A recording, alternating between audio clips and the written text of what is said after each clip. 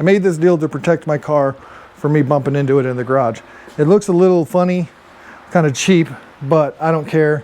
It is going to be effective because I walk through here with my lawnmower, and I walk through here with my ladder, and I walk through here with just tools and stuff, and I don't want to damage my car.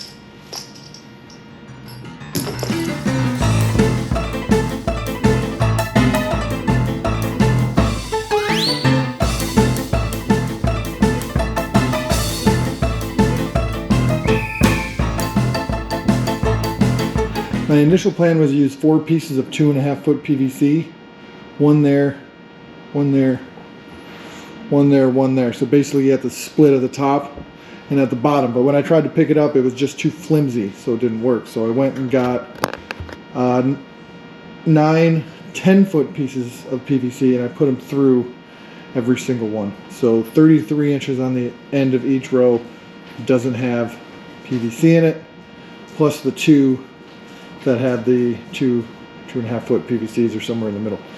So I picked it up and it worked decent. It's pretty heavy, but anyways, I put a pulley here and I put a pulley here. As you can see, there's dual pulleys on all of them, and I have 2 more, and I'm going to use 1 more on the ceiling in the garage. And right now I'm going to go mark my garage floor for the edge of my Mustang, and then I'm going to pull it out of the garage and hang this on the garage and figure out my pulley system, because I am not a pulley engineer, but I am not very stupid.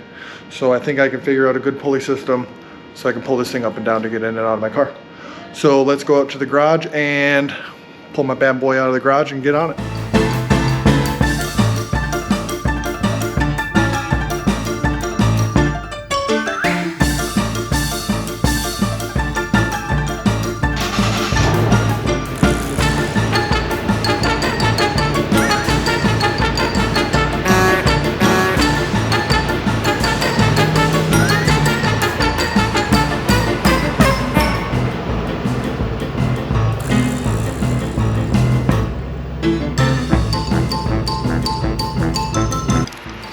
I have a pulley with a J-hook that I'm going to use, and a plumb bob to find the center of the ceiling.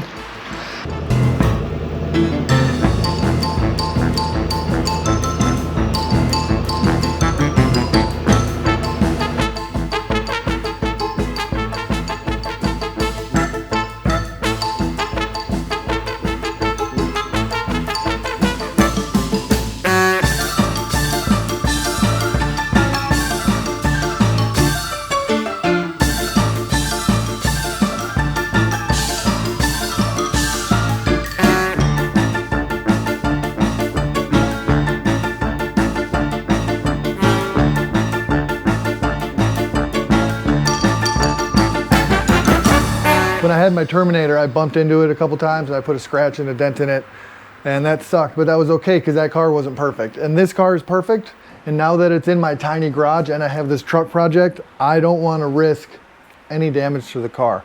So I made this thing.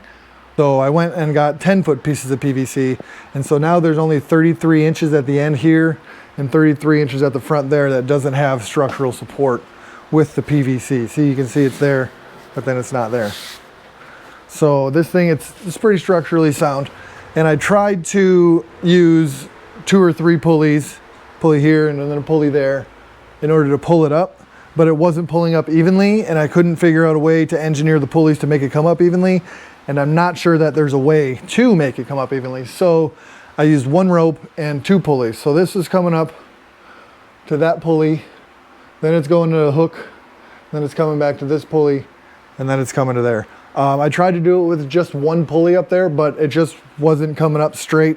It was like flopping in the wind side to side. So I put 2 pulleys up there and it's okay. So I got my rope here with an anchor, and I got a knot for down, and I'll hook it to this knot when it's up. And when it's up, I'll take this rope and I'll anchor it to here just to kind of pull it over a little bit so it doesn't rub on the top of my car when I'm pulling in. But if my truck isn't here, I have enough rope there where I can anchor it to that bench.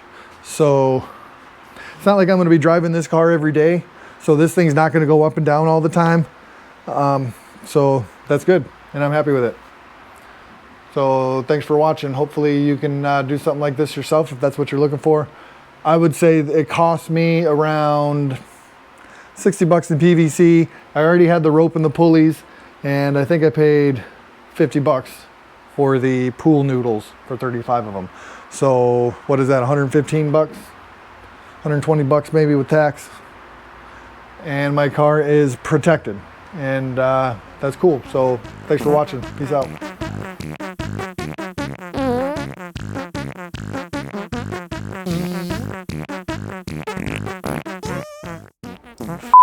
Sound again. Sound.